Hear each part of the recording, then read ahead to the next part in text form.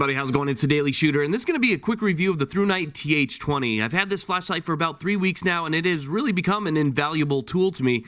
I've used this flashlight probably more than any other flashlight that I have in my collection, and that's because I've had a lot of work to do outside in the dark with two hands, and when you need your hands, you have to put a flashlight somewhere, and on your head is just the most logical place.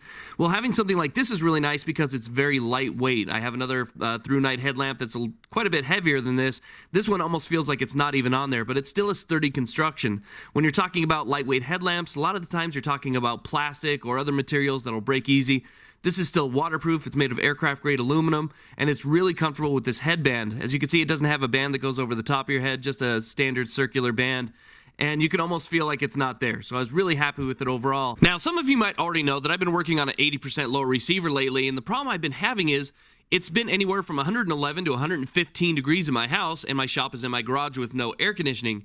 So I had to bring my project outside and start working on it later on in the afternoon. Well, I don't have much light outside, so this headlamp, like I said, is proven to be really invaluable. Now, the one nice thing that I found out about this is that the overall time that you get off a single battery seems to be higher than what Thrunite actually says. They say it's about 90 minutes on high, and I was actually able to get about 2 hours on a single battery on high. High is about 250 lumens if you're using a standard AA, but it also takes 14500 rechargeable batteries, and those will give it max output over 500. I found the 250 lumens was pretty good for me. I was able to get my project done and worked on, and again, it was so comfortable, it was like it's not even there.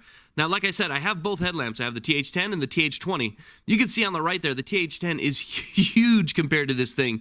I mean, just the overall size of the bezel is gigantic compared to this light. Now, obviously, the lumen output is going to be much different, but looking at them together, you're saving in weight. So if the amount of light isn't such a huge concern, where weight is the majority of your concern, then I would definitely say that going with the smaller lamp is a good idea. It's still got plenty of power, and if you use a 14500, you're still going to get 500 lumens, but you could see right there the difference between the two.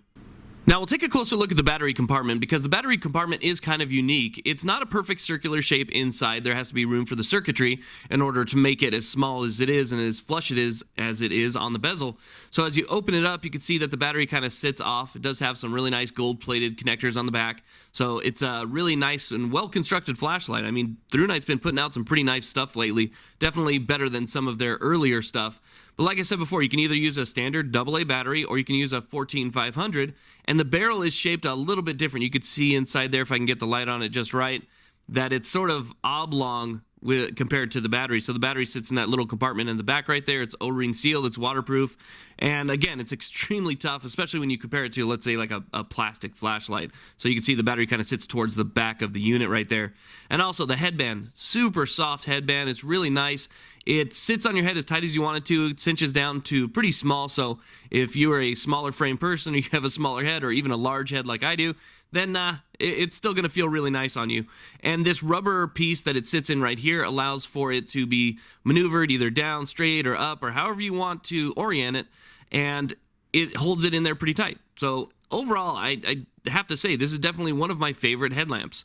Headlamps are something that are really useful to me. I do a lot of projects where I need both of my hands and I still need light, and this definitely comes in handy. It's got a slightly recessed click button on there, and overall it is just a well-designed and well-made flashlight. And it's really not too expensive. I believe it's under $30. So definitely something to check out. Thank you all very much for watching. Please like, subscribe, and have a great day.